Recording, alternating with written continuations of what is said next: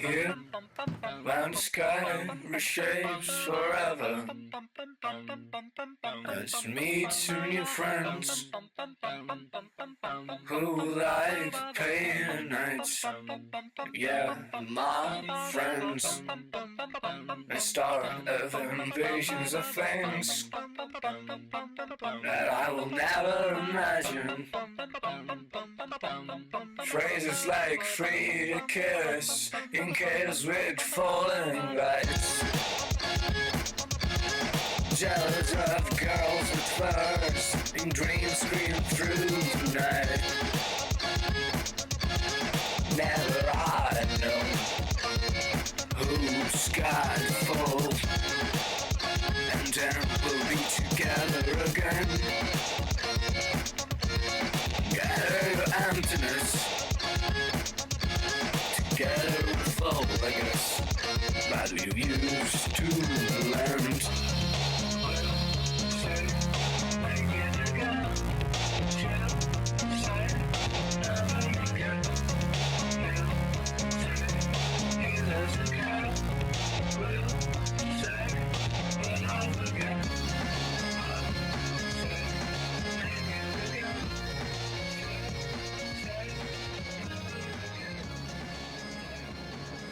Oh, that's delicious. Little morning pick me up. All right, first to the gate. Early bird gets the worm. On my way to the New York City Marathon. Very exciting. I wasn't expecting to have enough time to do this before hopping on the plane, but I'm going to start breaking down my specific race strategy for Sunday. All right, especially toward the end. If you want to hear my thoughts as to, especially connected to my pacing goals for the marathon, fast forward. I'll put it on the screen right now. You can fast forward to this timestamp right now. But in the meantime, I'm going to talk about fueling, getting into the correct corral at the New York City Marathon, and running in a group, all that good stuff. But first, here we go.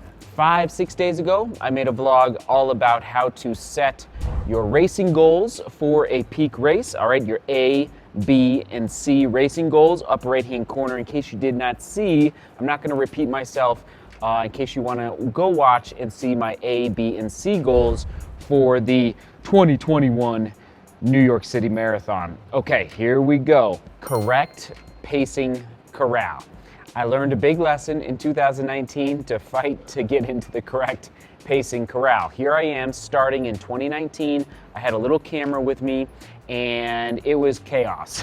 I think for about a half mile up the Verrazano Narrows Bridge, I was weaving and bobbing and dipping and juking and trying to get through the crowd. It was absolute insanity. I managed to make it through, but I would strongly encourage, first tip for race day strategy is to make sure you are in the correct corral at any big city marathon. All right, you don't want to be stuck behind. Nor do you want to be, frankly, infringing upon somebody else's race day effort by being in the incorrect corral. That's point number one. Point number two is fueling for the race. Okay, hopefully you've been practicing in your lead up to the race your correct fueling for race day. Your gels, your hydration.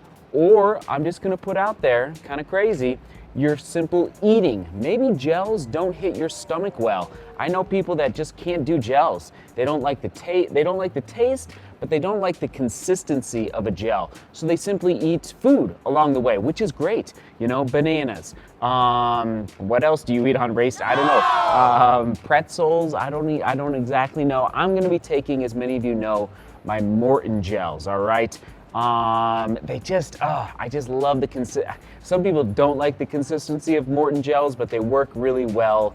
For me, I would say that how would you describe the viscosity? Is that the right word? There's the definition, the definition of viscosity. You almost have to swallow it quicker, and I actually kind of like that rather than suck it down. Anyway, I won't get into too much detail. I will have 4 Morton gels, the caffeinated version, and that's a key point. Make sure you double check, maybe a little tip of the day, does your gel have caffeine or not? Because if you're not used to caffeine, you don't want to be messing around with that on race day. So I will take a gel at the starting line about 30 minutes ahead of time, and that'll leave me with 3 to go for the remaining 26 miles. I'll probably take one, my guess is at about mile 10, mile 15, and then probably about mile 20 or 21, okay? Aid stations, refuel well. Okay, this is point number 3, aid stations. Refuel well, but be careful. You don't want to overdo it either, okay? I've seen it happen before, actually. You hear stories of how people drink too much water on race day, and they actually dilute their body too much, where they don't have enough salt and they don't have enough electrolytes in their body. So just, you want to refuel, but you also don't want to over refuel. And same for food. You know, you don't want to be stuffed at the aid stations. One more tip on the aid stations: go to the last couple of tables in the aid station. Maybe don't go to the ones right at the beginning. You might have, 100 meters of aid stations, which can be very busy at the first 1, 2, 3, 4 tables. Run around people to the back end, because there's volunteers, and yes, smile at these aid stations, say thank you to all the volunteers. They're out there sacrificing for us runners on race day, but maybe go to the end of the aid station so you're not congested with all the other runners. Okay, here we go, moving on. Next tip, running form for speed, all right? What am I always saying? I have a couple things. First of all, I made a vlog about 2 weeks ago about the running ankle flick trick. Running ankle flick trick. You better believe I will be using this trick in the New York City Marathon. I did not use this trick 2 years ago in 2019. The flick of the ankle, okay, to help you get through your gait cycle and speed up your biomechanics, especially when you are tired after mile 20. You know you're going to be tired. I'm going to be tired. We're all going to be tired on Sunday. So the running ankle flick trick, go watch that vlog. I'll try to remember to link to it in the description below as well. Lastly, as far as running form for speed, what am I always saying? Eyes up, pump arms, quick feet, okay? And I really, really mean that. I repeated that to myself over and over again in the Pikes Peak Marathon a couple months ago, and it worked out pretty well, okay? It helps. I'm telling you, it helps so much to look up rather than look down. Keep your eyes up as much as you possibly can. A couple different reasons, but number one, because you won't collapse in on yourself, and you'll keep your breathing cavity open, okay? So eyes up, pump arms, quick feet. And that quick feet, it's like what I always am repeating is like pitter patter, pitter patter, pitter patter, pitter patter down the road. So just go down the road with just quick feet, quick feet, quick feet, keeping your cadence, your steps per minute as high as possible. Again, especially after mile 20. Okay, moving along here. We're just moving along. Course preview. Yesterday's vlog was all about basically previewing the New York City Marathon course. If you're able to drive your peak race course, especially New York City, ahead of time, that's amazing. To learn the bridges, learn the rolly hills of Brooklyn, you might not have time. I would encourage you to study your course as much as possible, especially the elevation chart, okay? Here's a little bit of the elevation chart for the New York City Marathon, just to learn, especially New York over Chicago or Berlin or London, which are overall pretty flat marathon courses. New York City is hilly. It helps to know the mile markers, which you can then look at your watch along the way and be like, okay, I've got a hill coming up. Let's prepare mentally for this hill. So course preview, my next point, really, really important. All right, I'm gonna stop there. Enjoy a little morning coffee, a little cup of joe, and we're gonna hop on that airplane, get to New York City, flying into LaGuardia, then going to Midtown, just south of Central Park is where I'm staying, and it's gonna be epic. I will break down my specific race day strategy for New York City in Manhattan, in the hotel. Sound good? All right, let's rock and roll.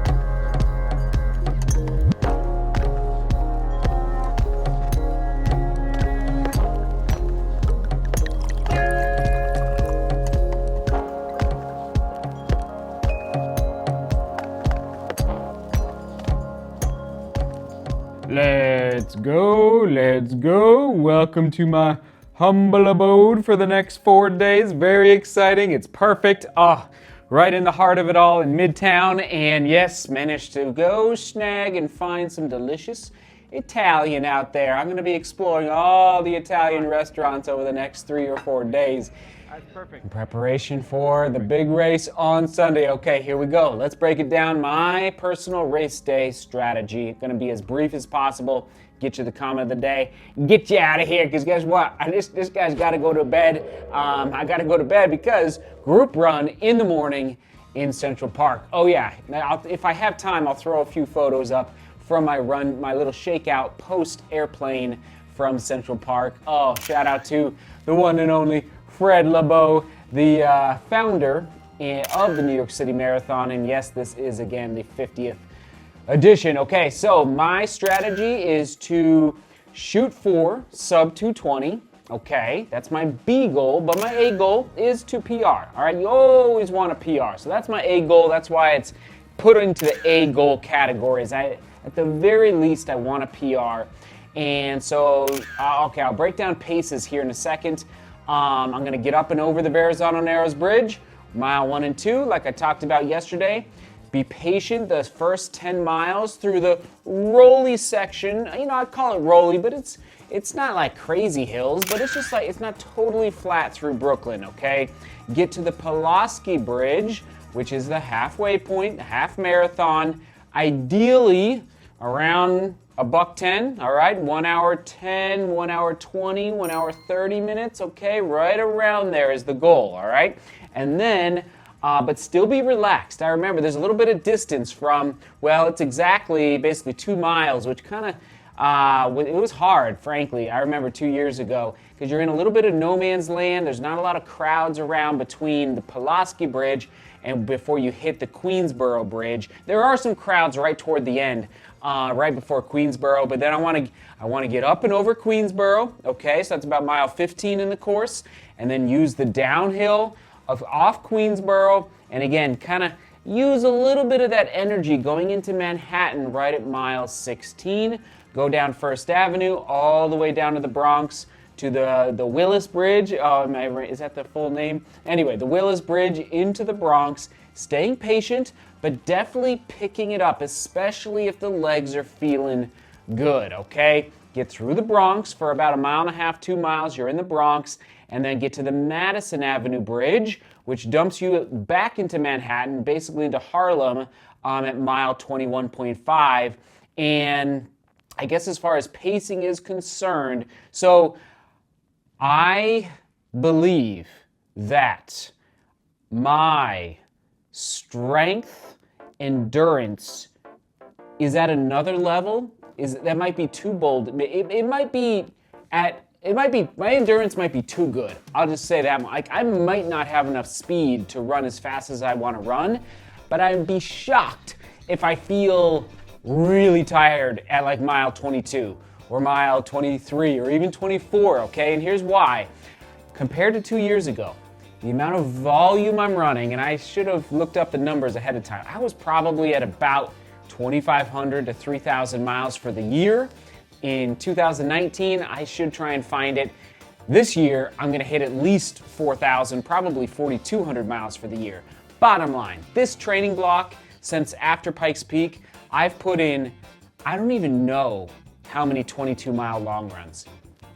6, 7, 8, 9, and then not to mention 124. Bottom line, I wanna use that strength, that fortitude up here between the ears from mile 23 to the end. That's that Fifth Avenue hill into Central Park, and really dig into what I believe is the endurance strength that I have, okay? All right, here we go. Pacing, I'm getting a little too excited. Pacing to PR, I need to run 5:28 a mile. To break 2:20, I need to run 5:19, 5:20 a mile, okay? And there it is on your screen in kilometers. It's like, oh my goodness, it's like 3:19 and then I think about 3:24, okay? Right around there for the kilometers. And the third, my C goal, as you know, is to be top 3 American. I think it's going to be very competitive. So who knows? That's not my A goal. My A goal is to PR, as I mentioned a couple days ago. But there's some pacing, and stick to those 5:20s the first 10 miles. And you can follow along on the app.